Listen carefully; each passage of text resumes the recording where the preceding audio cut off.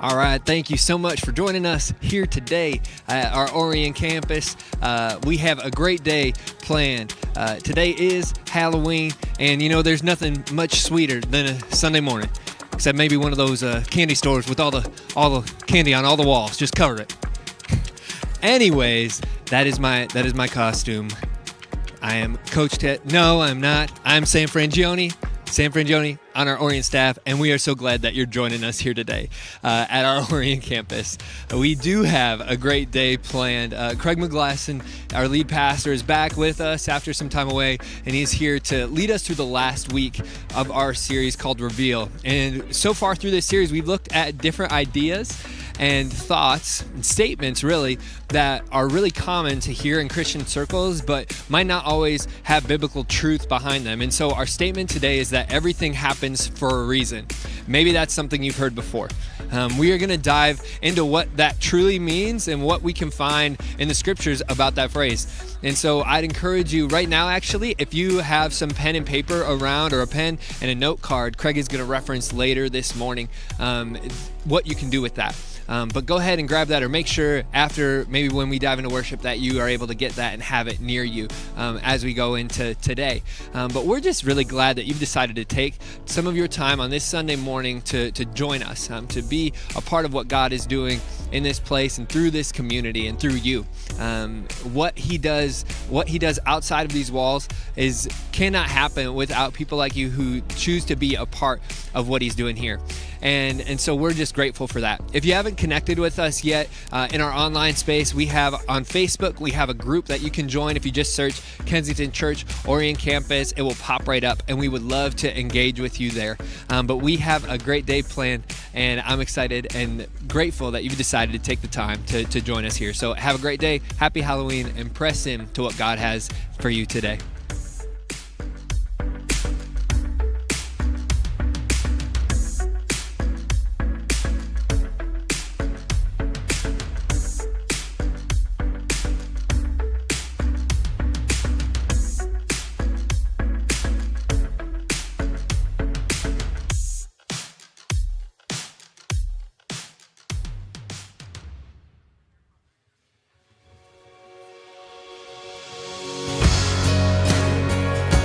morning, Kensington. Let's go ahead and stand up as we worship Jesus this morning.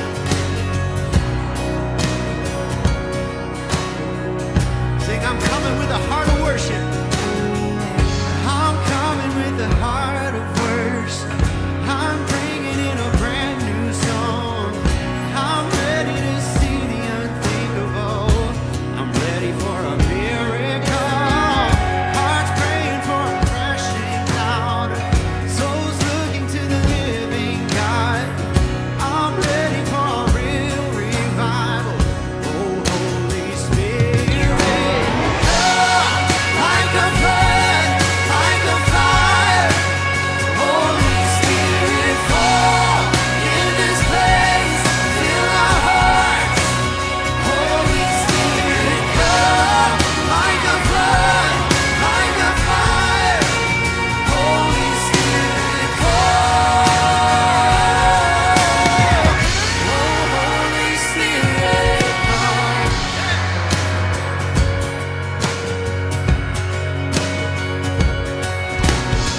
We're on the edge of a new beginning.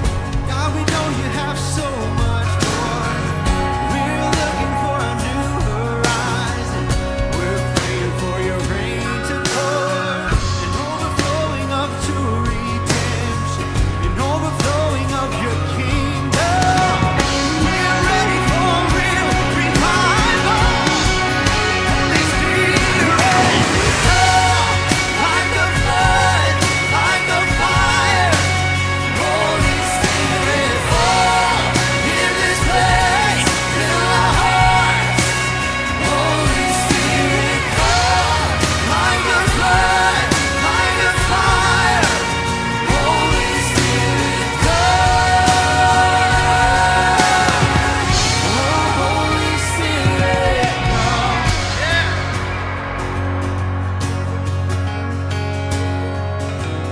Come on, you sing.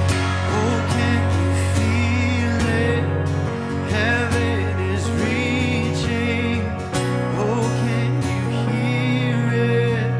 Our God is speaking. Oh, can you see it? He's got your healing. Oh, just receive it. Receive the freedom. Come on. Can you feel it? Heaven is reaching. Oh, can you hear it? Our God is speaking. Oh, can you see it? Sing it. He's got your healing. Oh, just receive it. Receive the freedom. Like a flood, like a fire. Holy Spirit, fall in this place, fill our hearts. Holy Spirit, come like a flood, like a fire. Holy Spirit, come. Oh, Holy Spirit, come.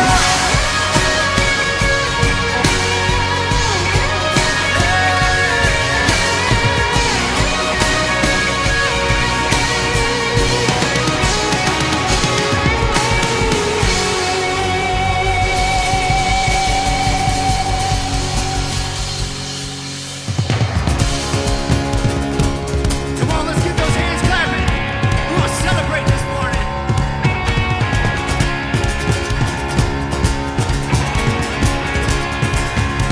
Sing wandering, wandering into the night, wanting a place to hide this weary soul. Oh, this bag of bones.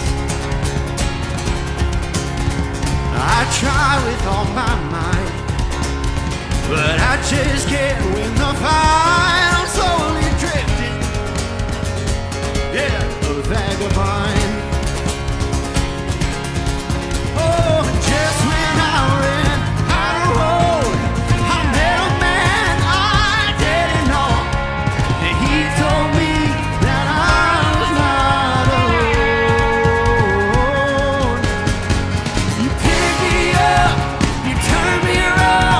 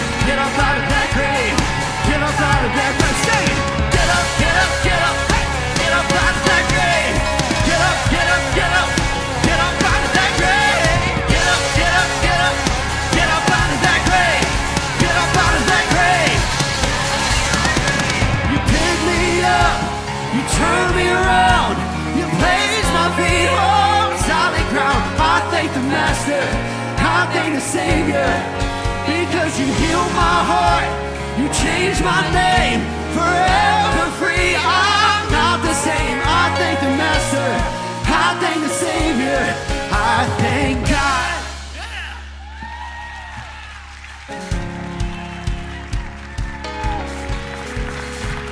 I still think one of these days I'm gonna preach a message just like you do music. I'm just gonna jump the whole time, see what happens to my calves. Good morning.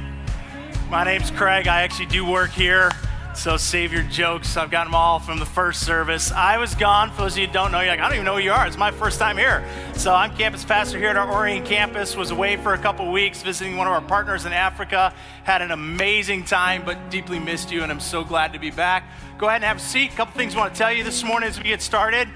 One of which is a campus-wide thing. So this is all Kensington. Then we're going to talk about something related to our campus.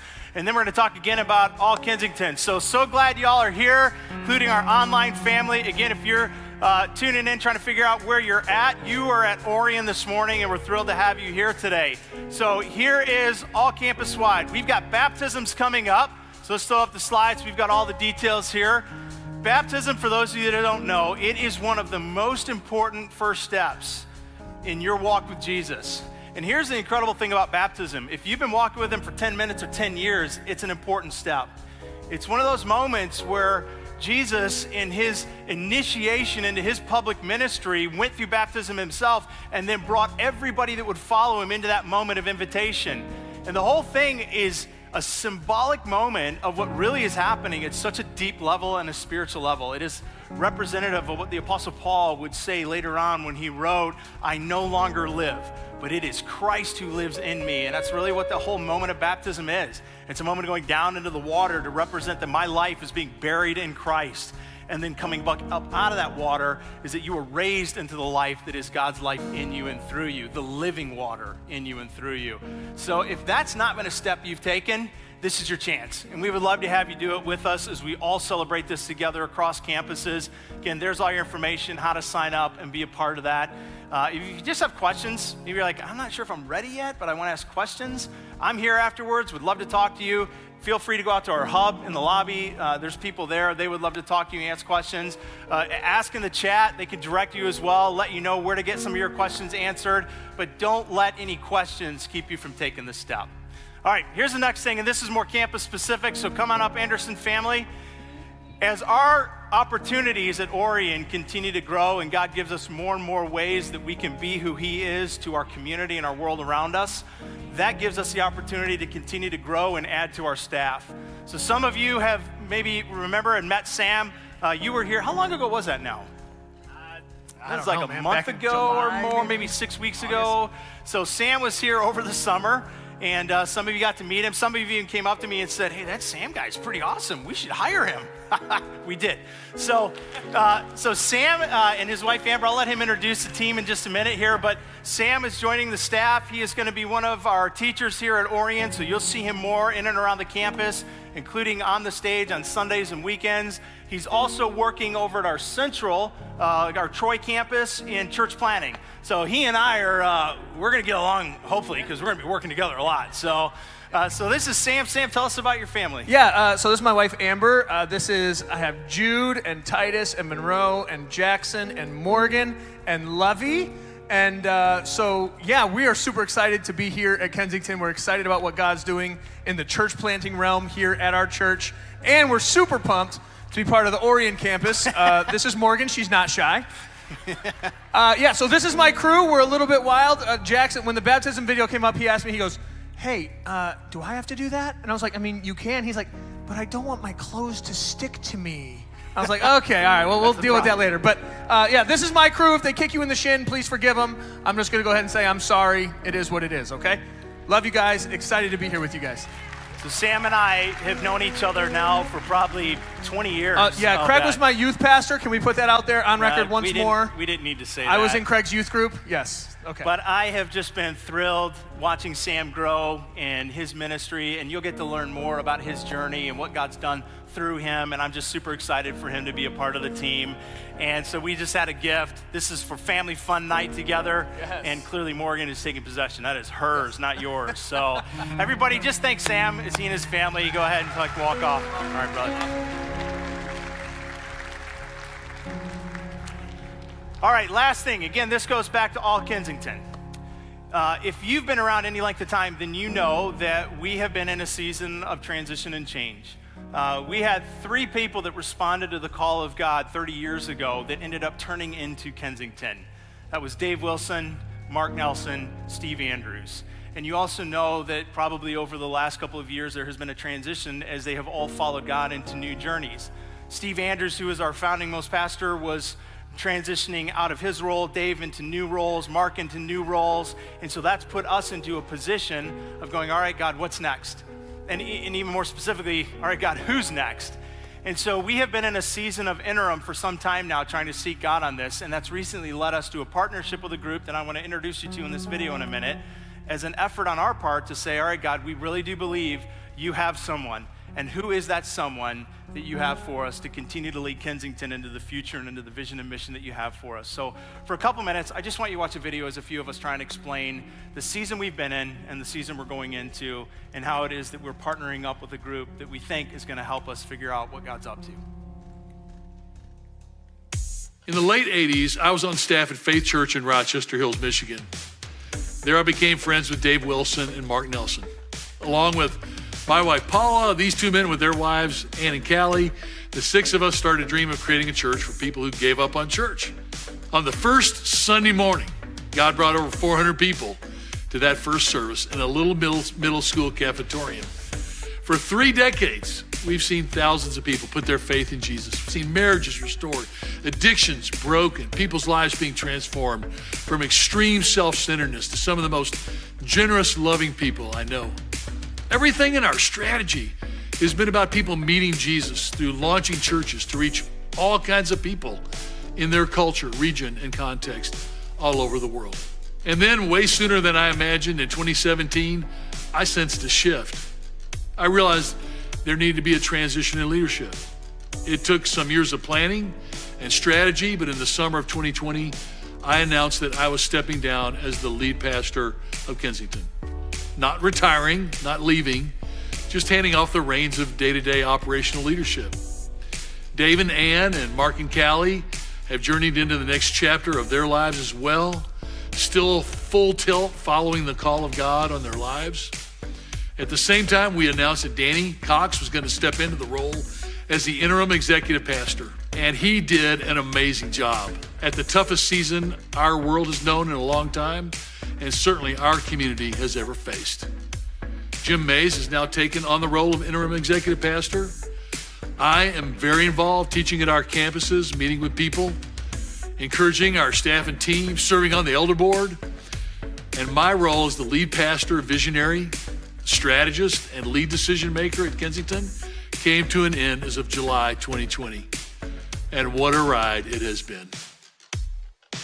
No one could have predicted what this past year and a half would bring. And as I look back over this experience, I can't help but see how God's hand has been there every step of the way, providing and carrying us through.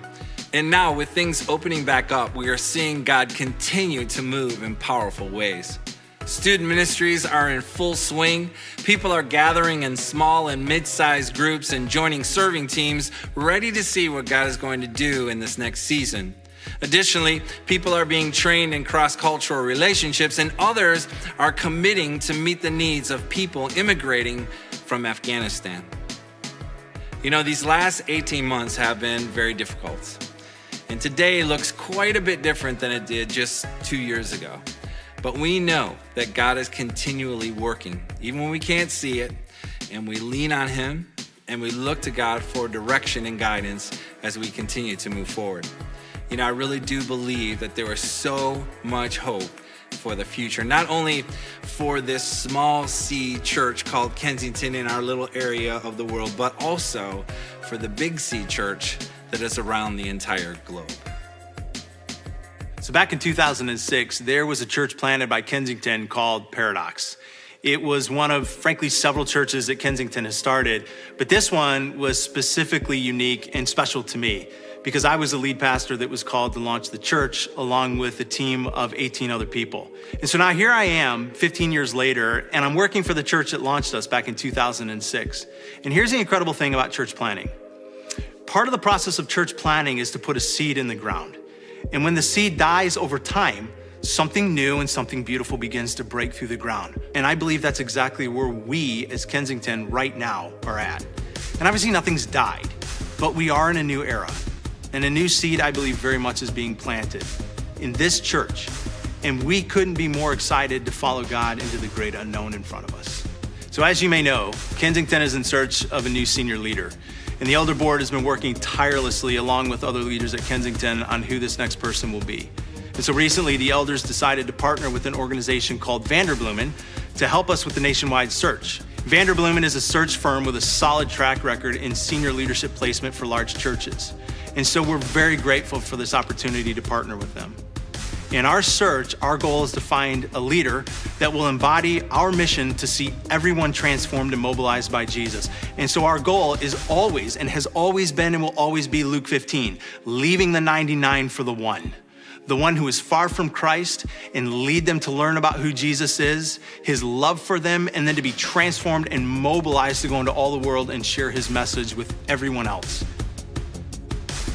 So to help keep you informed, there's a few things that we've done in this process. You can go, first of all, to kensingtonchurch.org/succession. Here you're gonna get updates regarding the process, frequently asked questions, timelines, videos that are gonna provide more details, and a slew of other information. Once a candidate comes forward, then we're gonna present them to you, the congregation, and we're gonna ask for a congregational vote. And the reason is that your input is incredibly valuable to us. We are gonna do this together. And please, along the way, be in prayer for our leadership and partnership with Vanderbloemen, as we know that this is a huge decision for the future of Kensington. We don't know who the person is, but this is what I'm confident of. I am confident that God has already planted a seed in this person's heart, in their soul, and in their mind, in preparation for something beautiful in the days ahead. And I'm confident of this. Jesus Christ is our senior-most pastor. He is leading us. And if we follow him, he will take us to an incredible future.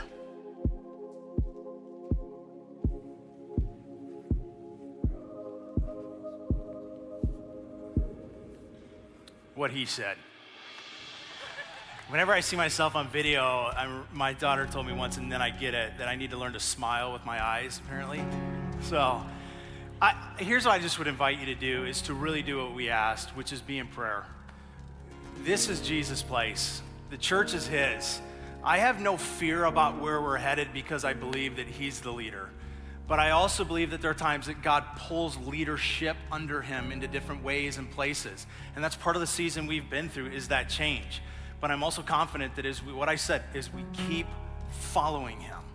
He's gonna not just take us where we need to go, but he's gonna take us to who we need to go to and who needs to come to us. So I'm just asking that you'd be in prayer with us, like serious prayer. This is possibly one of the biggest decisions and moments in our 30-year history, because it's going to be a part of reflecting the trajectory of the next 30. And so be in prayer for Vanderbloemen, be in prayer for us right now, be in prayer for Steve, for Dave, for Mark.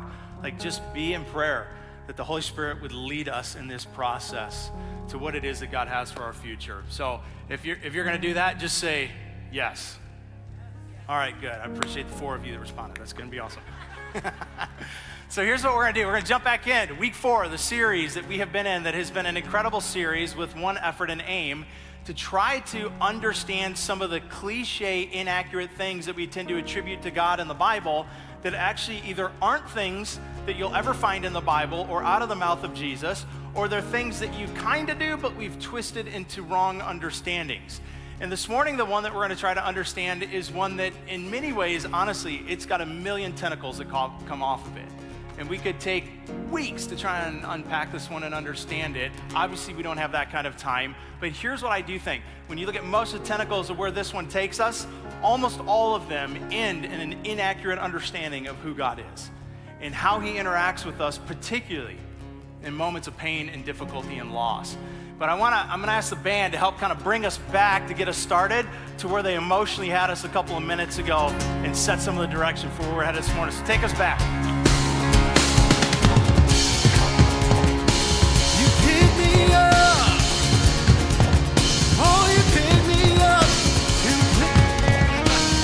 pick me up and you turn me around. You place my feet on solid ground. I thank you, Master. I thank you, Savior. Oh, you heal my heart. Change my name. Forever free. I'm not the same. I thank you, Master. I thank you, Savior. You pick me up. Oh, you turn me around. You place my feet on solid ground. I thank you, Master. I thank you, Savior. Because you heal my heart. You change my name. Forever free. I'm not the same. I thank you, Master. I thank you, Savior. I thank God.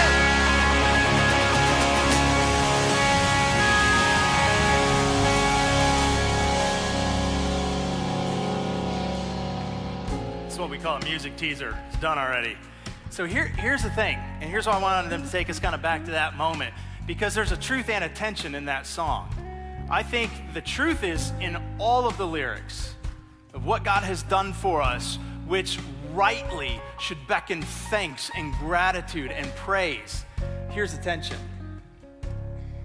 Not all of us feel that. Like some of you, I could even see it. Some of you are like ready to get back up. You're like, I don't know, am I getting back up to sing again? Or am I getting up to dance? And there was an energy even the first time. And some of you, like you're there. Like you're ready to start clapping and go.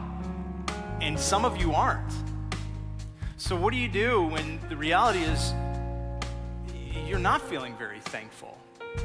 When you're not sitting here going, I thank God. What about when you're in a place in life where it feels more like I'm tempted to curse God because I don't feel thankful? I feel confused, I feel frustrated, I feel alone, I feel unheard, unseen, abandoned. There's all kinds of things we could put in there. That doesn't leave me in a place emotionally where I feel very thankful, I feel more frustrated. What do you do in those moments? Because here's what we tend to do in the church oftentimes, is we tend to offer up this idea that so regularly and so easily comes in painful moments from us to other people. It's an attempt usually to make sense of the moment. It's an attempt to give comfort. It does neither. Matter of fact, what it usually does is it just communicates things that are very inaccurate about who God is and even what he's doing in those moments. And it comes in a variety of different sayings. Sometimes it sounds like this, man, I'm so sorry for what you're going through, but just know this, God did this for a reason. Or sometimes we say things like, you know, even though you can't understand why God did this now, one day in heaven, he'll make sense of it for you. Probably the most common way that we tend to hear it, and sadly, I've even used this phrase in moments of more cliche response to pain, is when we look at somebody and we go, I can't possibly understand how this feels for you, but just remember, everything happens for a reason. But here's my question. What in the world does that even mean? That everything happens for a reason. So for the last few weeks, we've actually had a moment of video trying to dive a little bit deeper into the different ideas that we're hopefully undoing and unraveling. And this week we've done the same. So I want you to watch Andrea for the next few minutes as she tries to help us understand a little bit more the potential implications of this idea that everything happens for a reason. Let me try and paint a picture for you. You are going to a funeral service of a co-worker's sister who was killed in a car accident. The other driver was drunk. You are standing in line to share your condolences with the family. As you're getting ready to shake a hand or to utter the phrase, I am so sorry for your loss, the person in front of you says to the family members, everything happens for a reason. You notice the look on your coworker's face after this phrase is spoken to them. It's a mixture of confusion, sadness, anger, and awkwardness. They don't know whether to say thank you or to ask the person to kindly leave. Of course, everything does happen for a reason. In this case, the reason was that someone chose to get behind the wheel and drive while intoxicated. Assumingly, the person sharing this thought is under the impression that offering it with the family will bring some level of comfort. Hidden in these words is that God, in some mysterious and unknown way, was involved. And there's a reason. even if we cannot see it at the moment. Everything happens for a reason. A phrase that we hear so often in hopes of bringing meaning and resolve to life's most defining moments. But does it really help? Is it true? What does it even mean? In 1965, a song hit the charts by the Byrds called Turn, Turn, Turn. Now, for those of you who were born after 1975, here are some of the lyrics. A time to be born, a time to die.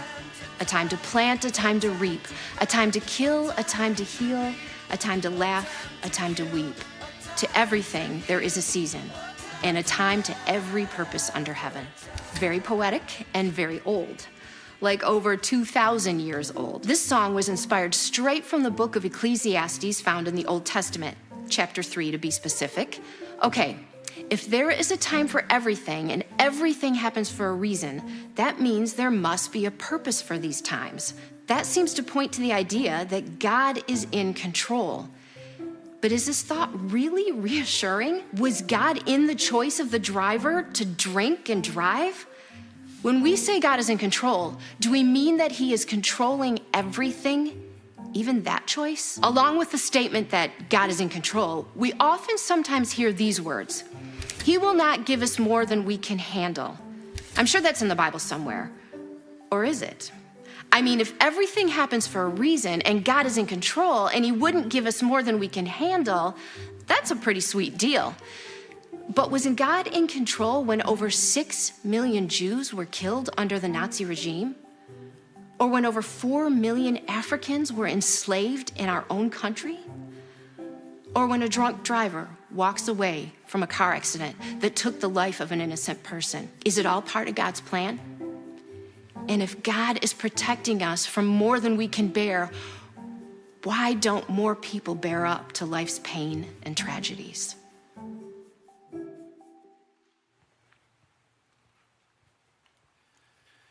Some of you might be aware that in the last couple of weeks there was an accident at Stony Creek High School with a 16-year-old boy who was leaving school and struck a senior girl who was also leaving school, crossing a crosswalk. And she passed away about a week later. And I think of a story like that, and I think of the people that would be inclined to say something like you heard in that video to either of those families. What do you say to those families?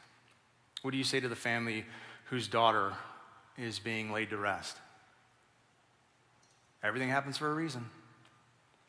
Or to the family of this 16-year-old young man whose life is forever changed, who's reeling with guilt and shame right now. Everything happens for a reason. What do you even conclude yourself? What do you say to yourself? What we say and what we have to offer will come from what we believe. But I think we need to challenge some of what we believe, because at times some of what we believe is a faulty idea about who God is and what he does. And so that's what I want to do this morning, is challenge this idea a little bit of everything happens for a reason, and try to understand a little bit more what God's involvement may be in these kind of moments. So let me pray and ask him to speak to us. Father, I just want to acknowledge you as our good and our gracious God, who, even acknowledging in these moments some of the tragedy that has happened right here around us in our own communities, and some even in this video that are just moments that aren't just video points. There's, for some of us listening, they're parts of our own story. And yet acknowledge that I believe you are in your deep, deep mystery. You are somehow still loving, good, and in control. And yet, God, these things happen, and so help us to understand what all of that means. I pray that you would give a depth of understanding to us that no person can communicate, that I am incapable of doing in and of myself from this stage.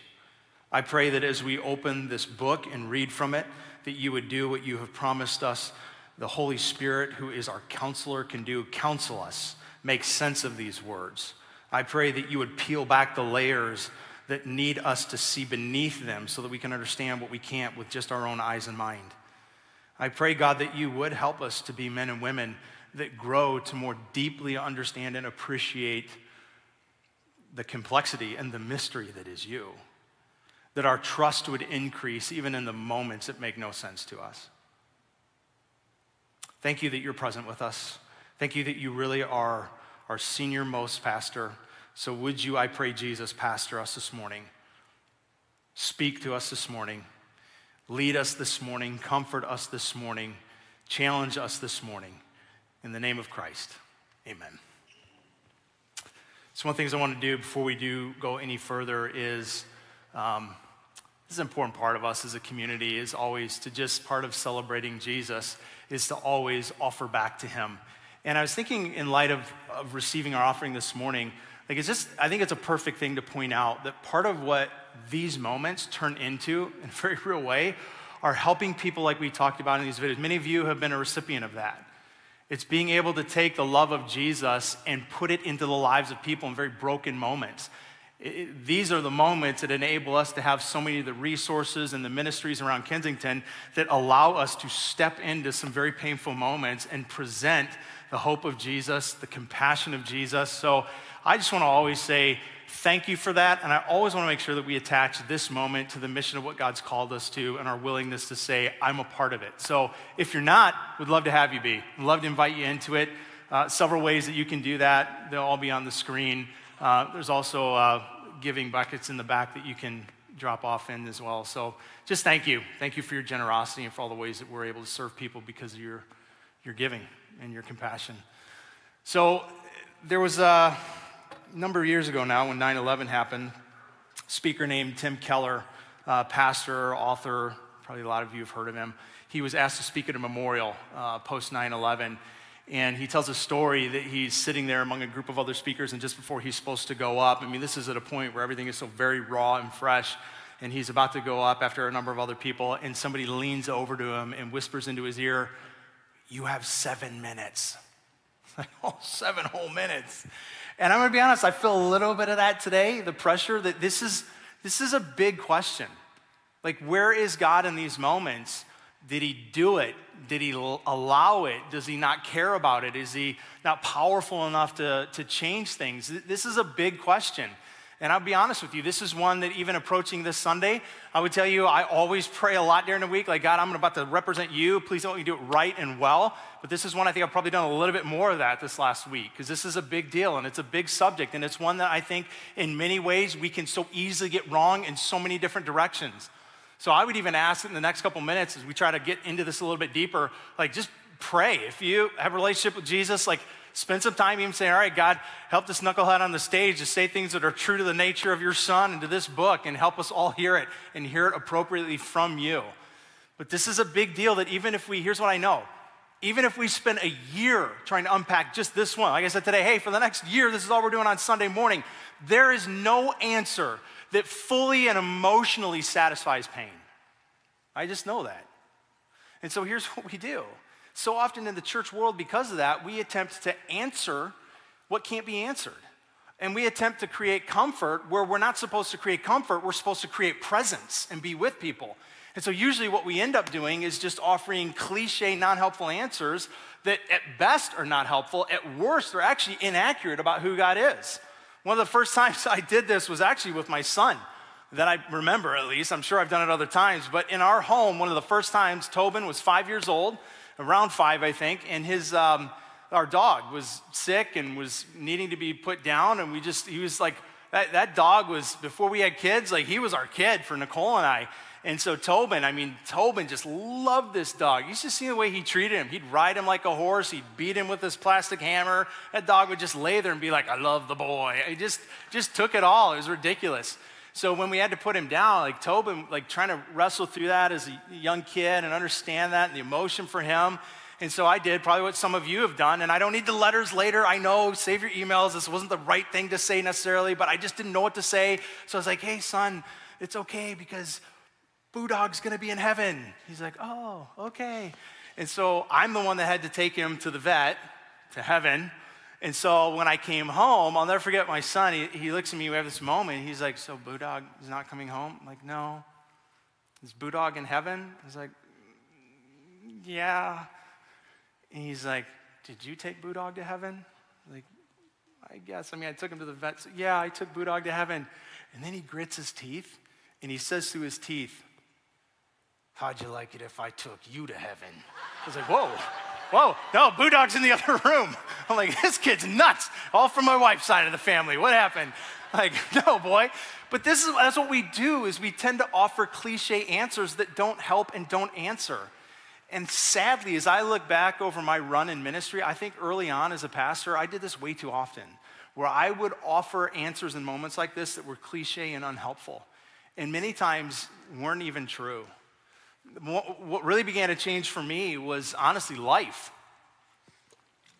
Is going through a series of my own sense of loss, my own experiences of loss, watching other people lose, that began to put me in a place where I didn't have answers for many of those things.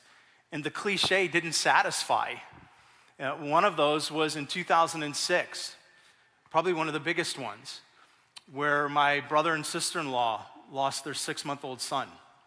And I'll never forget being at the funeral, and everybody does what everybody does, and they came around them and everybody says weird things, and there was this one woman who, she was a couple people in front of me at one point, and she walks up to my sister-in-law and she says, "I just want you to know that God needed another angel in heaven, and that's why he took your son."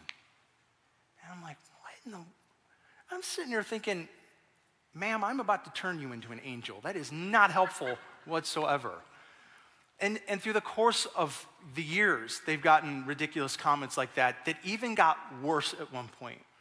Because years later, my sister-in-law ended up on a mission trip that I was fortunate enough to be with her on in Haiti, in a place called Jacmel. And part of that trip was to partner up with an orphanage that was there. Little did we know that when we met the orphanage, they were on the brink of closing their doors. They'd run out of money and funding, and they had about 30-some kids that they were literally only months away from it to turn out to the streets. So there was one little boy on this trip that she just fell in love with. And so part of her began to conclude that maybe what God wants me to do is adopt this little boy, and it doesn't replace my son, but maybe it's just part of my journey. And so she went through the effort of trying to adopt, and the system's so corrupt, and she couldn't. And so in her disappointment, what she decided is, instead of giving up, if I can't adopt one, I'm adopting them all. And so she started a foundation called Safe in the Arms of Jesus, which was something she felt like God gave her in the loss of her son to give her comfort. And so this foundation and this non-for-profit over the years has raised thousands and thousands of dollars that has made sure the kids are clothed and fed, they're in school, there's crops being grown now on the property, there's electricity, there's water, and so much of that is the result of her effort and her foundation that has raised money and rallied people around these kids. And here's where it gets weird, is that there was a point that somebody actually suggested to her that the one thing happened for the other. So that would be my question. Did God orchestrate the loss of one child so that he could orchestrate the saving of 30-some children? Because that's what this idea that everything happens for a reason can wrongfully be interpreted to mean. God took her son so that he could lead her to save all of these orphans. And I don't know if you have a question like that you're wrestling with right now, but if you don't now, you have, or you will. Questions about God and his behavior and his goodness and his power and how could he let or did he do, or questions that we've all, I would assume, at some point wrestled with. Whether it's questions about weather and flooding or high school car accidents or human trafficking or terrorism or something much more personal to your own life. As a matter of fact, here's what I would even ask you to do. You should have all received a 3x5 card when you walked in today. I would just love your involvement this morning enough to grab that card and in the next minute or so, just write something on there. It doesn't have to be even a word. Maybe it's just a mark or an indication, but something that you know represents one of those moments. One of those moments that you've either witnessed or experienced that would leave you going, what in the world, God? Why would you let that happen? Because even if you're not a person that believes right now that there is a God and you're absolutely sure Jesus is him, I have yet to find the person that doesn't at some point go, if there even is, why that? So what would that be? There was a time that Jesus was having a conversation with his disciples, and they were talking about similar kinds of things, loss and life and death and the change of life in ways outside of your control, to the point that his disciples started freaking out a little bit. And so Jesus, in an attempt to offer them some comfort and some truth, this is what he says to them. Verse 13 of chapter 16 of the book of John. I have told you all these things so that in me you may have peace. Because in this world you will have trouble. That's not very comforting when you're already not comforted. Hey, I'm kind of rattled right now. I'm a little bit freaked out. Okay, don't worry, because in this world it's going to get bad. Oh. And the word he uses here in the Greek is actually the word thlipsis. It means crushed, pressed, squeezed from a great weight. Like, it's just kind of a Captain Obvious moment. Well, thank you, Jesus. In this world, we're going to have trouble. Well, what do we do with that? Are you letting it happen? Are you not letting it happen? Are you making it happen? What does that even mean? One of the times in the life of Jesus that has honestly caused me probably to do most of my wrestling in regard to God's plans and sovereignty and purpose and power and authority in all situations in life is a moment of his own personal loss. It's a loss with one of his family members named John. And if you don't know the story of John, just very quickly, John is a big deal to Jesus. They're not just family. John was actually the one picked by God to be the forerunner of Jesus. So pre-Jesus kind of saying, hey, here's who I am, starting into his public ministry, John the Baptist was the one that went ahead of him, kind of like an agent, letting everybody know that God's answers and God's solution to all the problems of creation is at hand. His message was, the kingdom of God is near. And so John becomes an incredibly important part of not just Jesus' life, but Jesus' ministry. But even if you back all the way up to the beginning, there's a story once of Jesus' mother, Mary, while she's pregnant, visiting Elizabeth, John's mother, while she's pregnant. And John, even in his mother's womb, recognizes Jesus in his mother's womb and starts doing backflips. Like, there's even in the womb, there was some understanding with John and Jesus of one another that, hey, visceral physical reaction inside of Elizabeth's womb. Like, John is a big deal to Jesus. It was John who baptized Jesus at the start of his public ministry. When Jesus finally was ready to say, this is who I am, this is why I am, John was the one who put him under the water and lifted him up. It was John standing directly beside him to hear the voice out of heaven say, this is my son, in whom I am well pleased. Like, I'm trying to make sure we understand, John is not just an anybody to Jesus. John deeply, deeply matters to Jesus, as does Jesus to John. Like, these two have a relationship of affection for one another and importance with one another. So after John and Jesus kind of have this moment of the baptism, John's message is not anymore just the kingdom of heaven is near, it's the kingdom of heaven is here, which kind of becomes a threatening message to the governments of the day. When you say to one ruler, hey, the new ruler is here, that becomes a threat. So John very quickly becomes public enemy number one, finds himself tossed into prison with the very real threat of his head being lopped off of his shoulders. And this is a place where many of us have been at times in our own walk with God. If you've been doing that any length of time, you found yourself in a moment where there are things happening in your life that don't make sense if God is good, if he is for you, if he's in control. And this is that moment for John. Like, wait a minute, I thought we were, and I've been doing for you, and here I. And so there's a moment where John sends question to Jesus, trying to understand what in the world is happening. So Matthew chapter 11 is where we're going to read it. Matthew 11 chapter 1 says this, after Jesus had finished instructing his 12 disciples, he went on from there to teach and to preach in the towns of Galilee. When John, who was in prison, heard about the deeds of the Messiah, he sent his disciples to ask him, are you the one who is to come, or should I expect someone else? So here's the dilemma. John's in jail, and there's a good chance that it's going to end in his death. And Jesus is out there. It says very clearly that as he heard about all these things that were happening, so he's sitting there in jail, things aren't looking good for him, but it looks like Jesus is making things good for other people. And so he's got some questions and quandary. Like, hey, I don't know if you've noticed, Jesus, but things aren't going really good for me right now.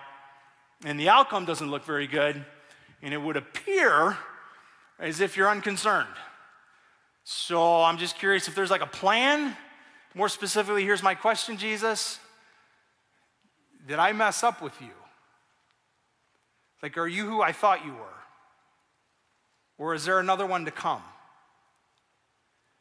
I think it's a natural question, and many of you have been there. I've been there. Looking at the circumstances of my life, Jesus, did I get you wrong? Are you really who I thought you were? Because John's expectation is that Jesus will come through for him, and in the moment it doesn't look like he is, and so John's in this quandary. Are you really God? Are you the Messiah that was to come? And this is that moment where maybe you've been, where you've got a dilemma, you've got chaos, you've got loss. And some well-intending religious person says to you, I can't possibly understand what you're going through. But remember, everything happens for a reason. There's two different ideologies that enter into these moments. One of which is what we talked about last week, and if you weren't here, I'd really encourage you to go back and listen to it. I thought Andrew Kim did a great job with the subject. And the ideology is, if you have enough faith, then everything in life will be blessed and beautiful. And so maybe John's problem is he just doesn't have enough faith. Like the pastor that told my blind dad years ago that the reason he was blind is because he didn't have enough faith to have his vision restored. That's one ideology. And then there's another ideology. It's more fitting to what we're talking about today that would say in a moment of brokenness like John's facing, like some of you have faced, it's the idea that would say if God is loving and if God is all-powerful, then the only reason you must be in this moment is that he wants it. He ordained it. It's his will.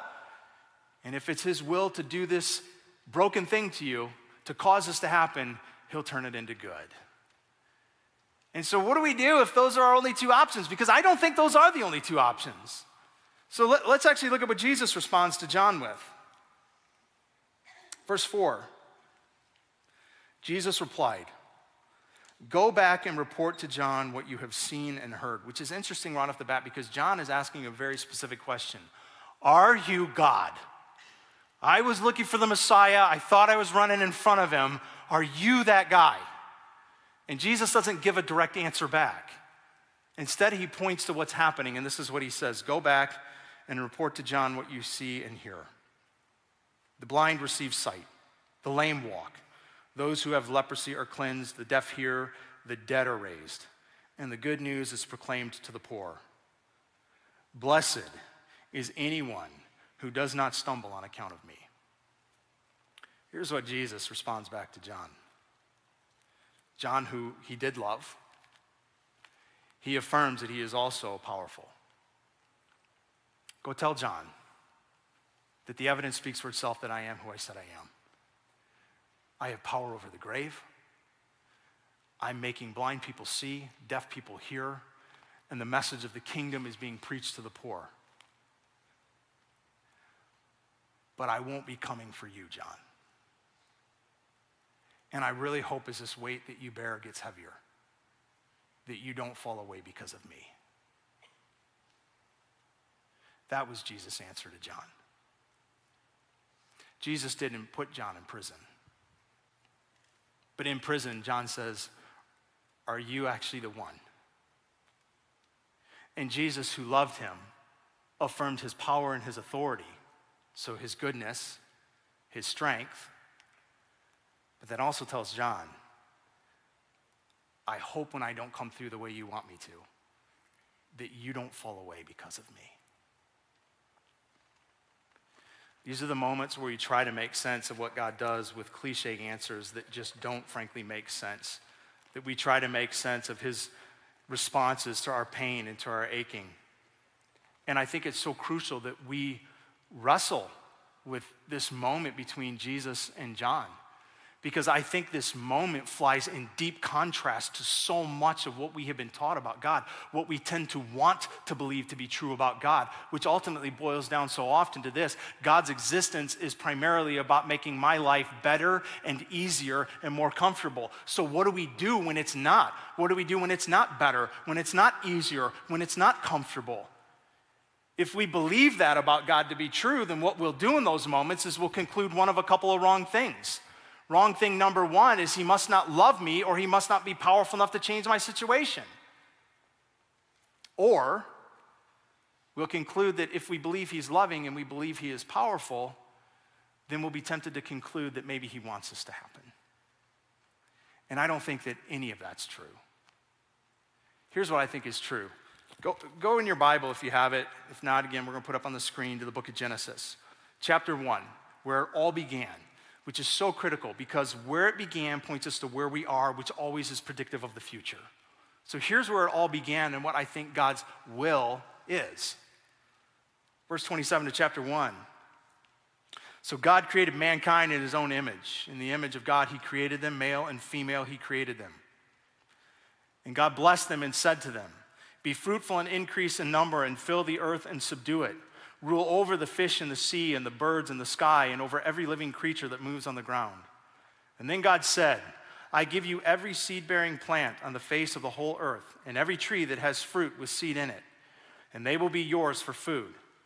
And to all the beasts of the earth and all the birds of the sky and all the creatures that move along the ground, everything that has breath of life in it, I give every green plant for food," and it was so. And God saw all that he had made, and it was very good. And there was evening, and there was morning, and it was the sixth day. Thus the heavens and the earth were completed in all their vast array.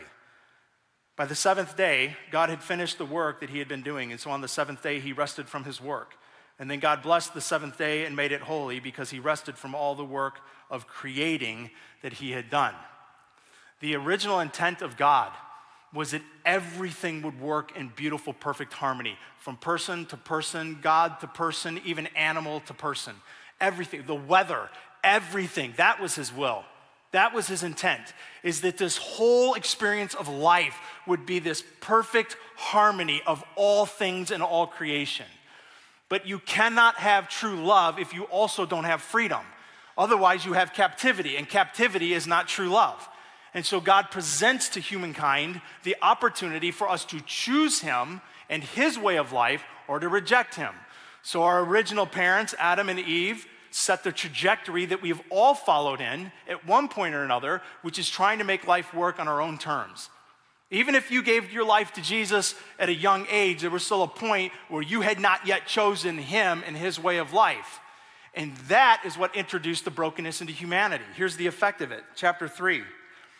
To Adam, God said, "Because you have listened to your wife and eaten the fruit of the tree which I commanded you, you must not eat from. Cursed is the ground because of you. Through painful toil, you will eat the fruit from it all the days of your life. It will produce thorns and thistles for you, and you will eat the plants of the field. By the sweat of your brow, you will eat the food until you return to the ground, since from it you were taken. For dust you are, and to dust you will return." God's original intent was that everything would live in perfect, beautiful harmony. We chose to believe that we could make it work without him. Different, better. And it introduced a brokenness into creation that has riddled down through every aspect of this world. It's broken human relationships, it's broken the weather, it's broken everything. Here's what I believe, and as best as I can understand what the scriptures would have us understand. Everything in life does not happen for one reason, but everything in life happens for one of two reasons. It is either the intended design of the Creator, or it is the havoc of sin upon creation. Everything happens for one of those two. I was having a conversation with a friend of mine recently, and he challenged me with that, and he said, "Okay, so let's suppose I'm making a peanut butter and jelly sandwich, and I drop it, and it goes everywhere, and it makes a disaster. Oops, I lost my lunch, and now I gotta clean up a mess." Silly example, but was that sin, or was that the design of creation? And so I'm like, that's a good question. I think it was at least one, and it might be both. He's like, how's it one? I said, well, the intended design of creation, God made gravity. And I think when you dropped it, it fell, responding to the intended design of creation. Gravity pulled it down. I also think you see in Genesis that God said, subdue the earth, take rulership over the earth. Part of that is our ability to then take natural resources and turn them into something else, like peanuts into peanut butter, wheat into bread. I don't know what we get jelly from, but whatever that stuff is, into jelly. Like that's part of the ability of subduing the earth, is we can take natural resources and we can transform them. Now, I don't know if after sin we became clumsy. Like would we have dropped stuff in the garden? I don't know. Maybe we didn't have slippery hands then, but maybe we did. I don't really know, but I do know this. It's at least the cause of the Creator's intent on design of creation. And maybe it's even partly the effect of sin that we're clumsy. But I do think we can point to plenty of examples that is the effect of sin wreaking havoc on creation. So no, I don't think everything happens for just one reason.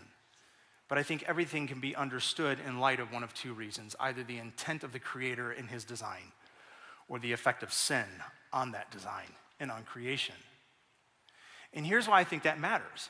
Because I think in a moment of tragedy and in a moment of chaos, in a moment of John being in prison, what it allows us to conclude is that while God didn't do it, he will not waste that moment.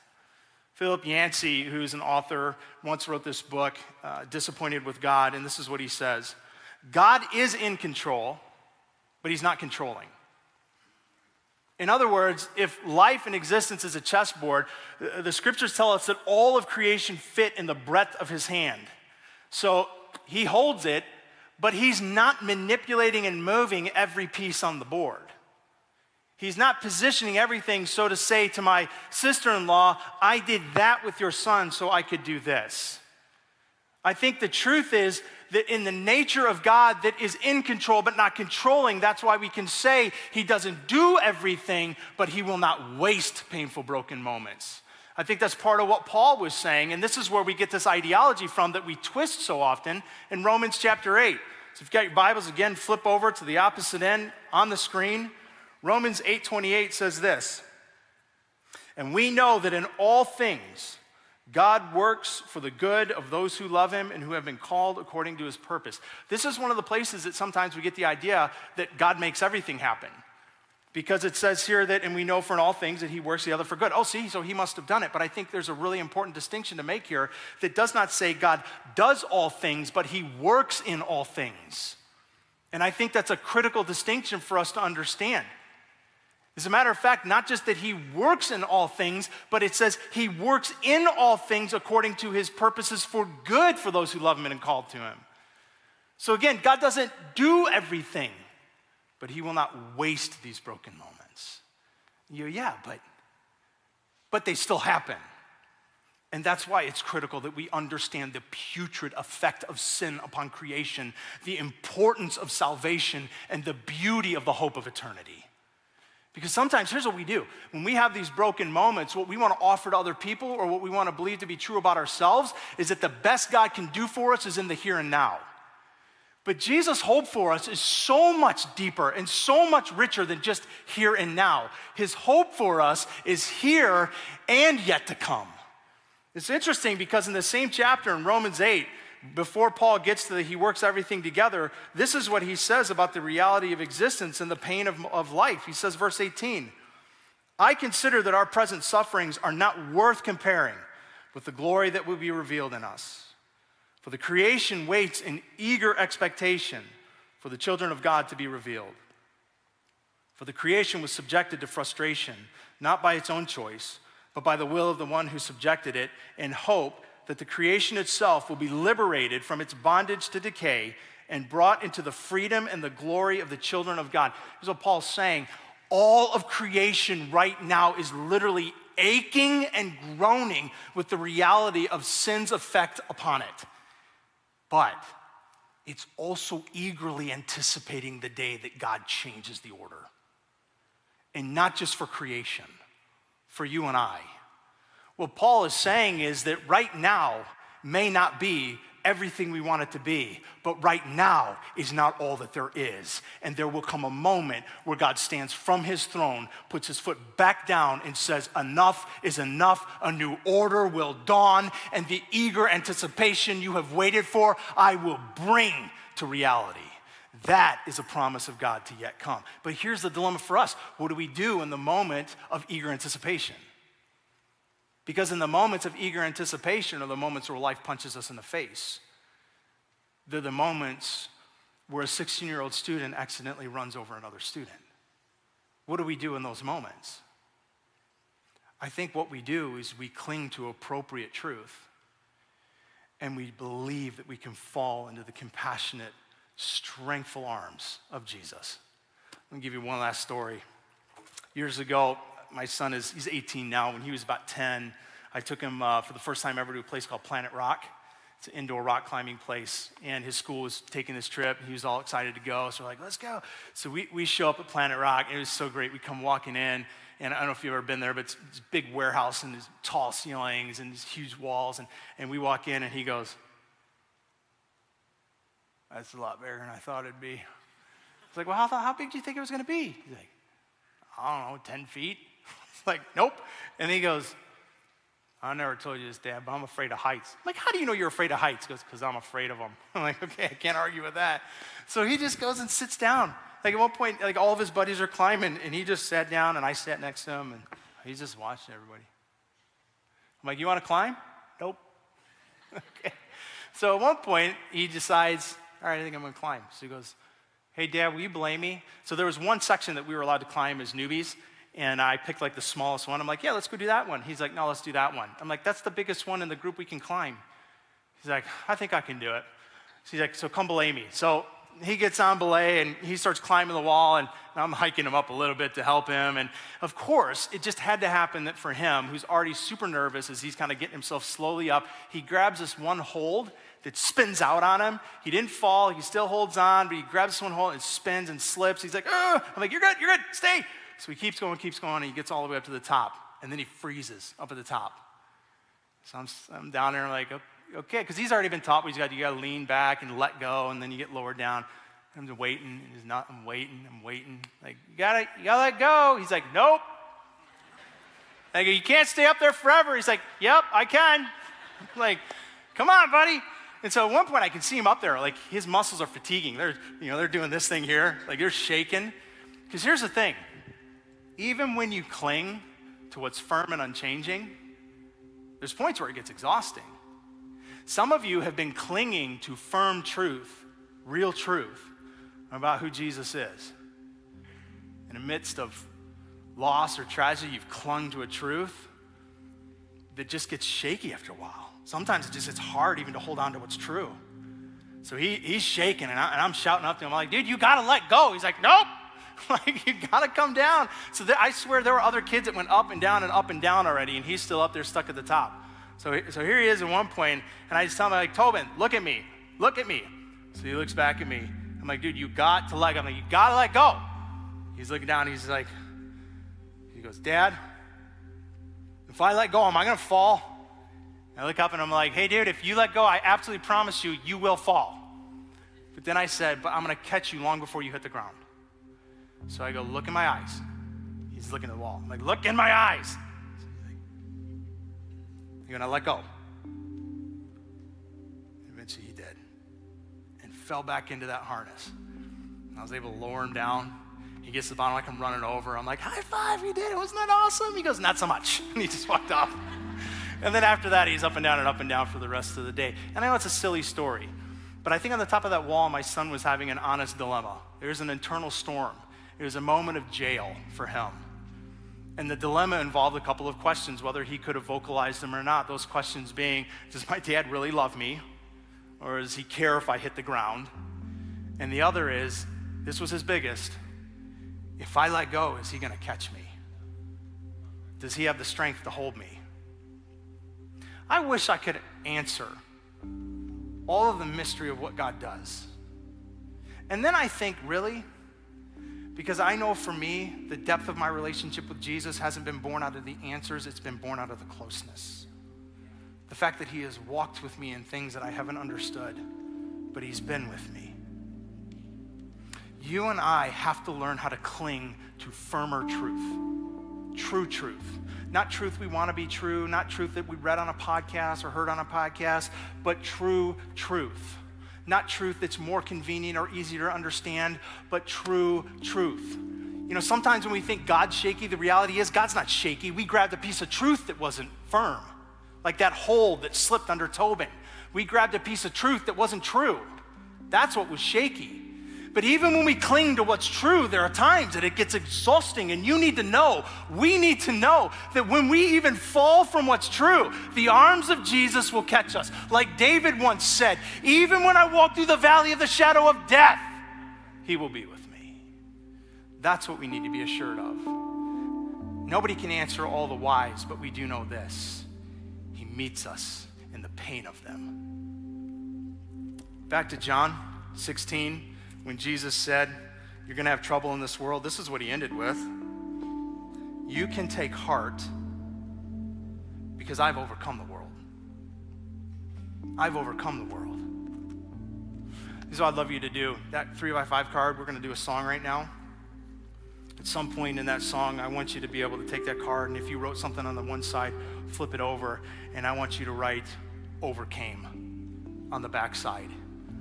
To be reminded at different points in the next couple of weeks, as you look at that card, whatever that is, he overcame it. And just so we don't have a small understanding of this idea and this word overcome, I looked this up recently in Webster. I wanted to see what other words mean overcome. So Webster, it's interesting, gives one antonym to overcome, lose. That's it, no big surprise. There's a slew of them. And I want you to hear these words when Jesus says, I have overcome. I want you to think of your moment, your situation, what's on that card, and trust he has overcome it. Even if it hasn't changed yet, he's overcome it, and he'll be with you in it. This is what overcome means: to beat, to best, to conquer, to defeat, to dispatch, to get around it, to lick it, to master it, to overbear it, outmatch it, prevail over it, skunk it, stop it, subdue it, surmount it, take it, trim it, triumph over it, upend it, win.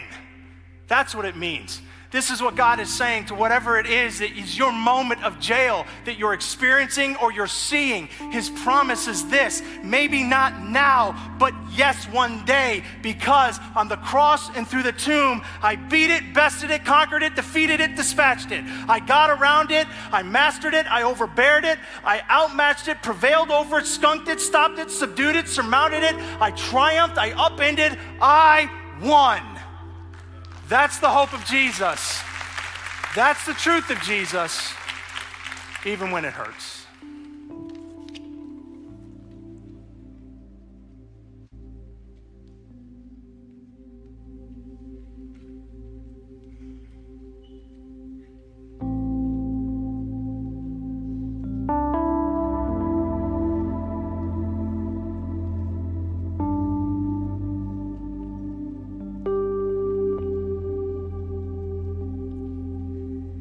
Take this fainted heart,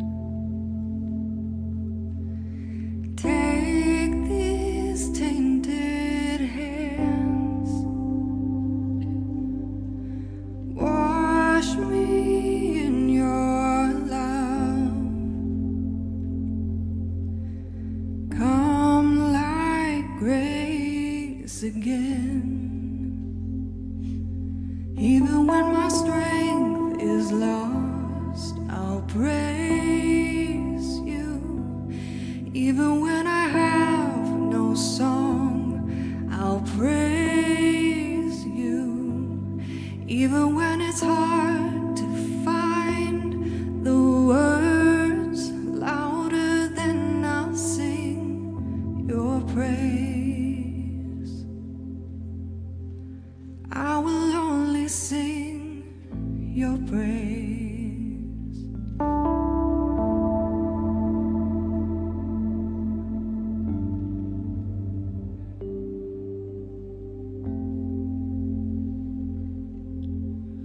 Take this mountain weight, take these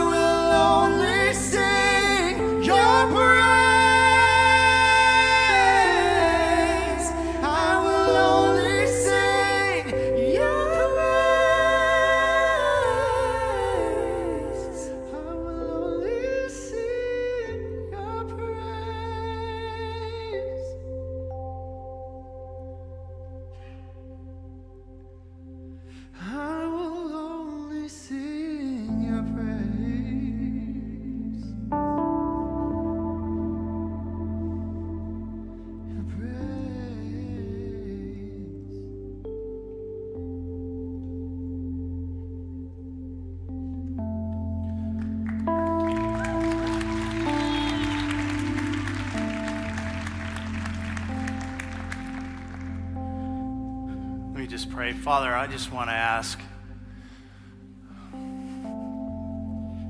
you, who are the King of all things, enter into the spaces and places right now for each of us where we need you to.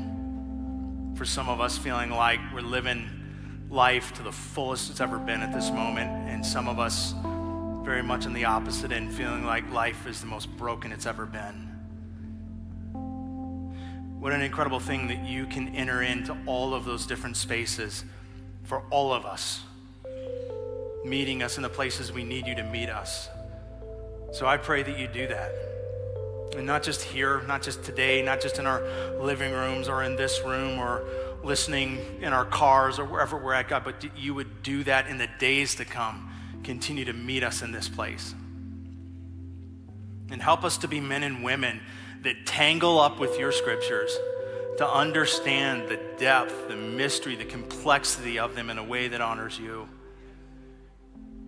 in a way that doesn't box you in, make you smaller, or even, God, make you something that we fully understand and comprehend, but makes you the majesty that you are, that we would trust you even when we don't understand you. Because I do believe that you are the Father that says, even when you fall, I will catch you before you hit the ground. May we stand firm on your truth, and may we fall fast into your arms, Jesus. In your name I pray, amen. Hey, here's what I'd love to do this morning. Again, I think some of you, like I just prayed, some of you are like, I'm living my best life right now. And I'm thrilled for that. And some of us are not in that place. And so I want to honor that for those of us that are in a place right now where maybe today it was a deeper place of ache that God's trying to enter into. And how I want to honor that is two things. I want to let you, in a minute as you walk out, I hope you'll take advantage of our prayer team. Let them love on you, pray for you, even if you don't say anything. I mean, just walk up to somebody and just tap them, and they'll just know I'm just gonna pray. You don't have to say a word. But there's also a series that we're starting next week that I think is just a perfect bridge coming out of today, called The Broken and the Beautiful. Because the last thing I want to do is walk out of a morning and go, well, what do we do at a place of brokenness? What do I do with that place? What does God do with that place? So part of honoring just kind of where we might all be in this room right now, I'm going to say goodbye at this point, and thankful that you were here this morning, and we're just going to show a clip and a teaser of the weeks to come, and hope with anticipation that it will not just be an incredible series, but a formative one as we understand what God does with our brokenness.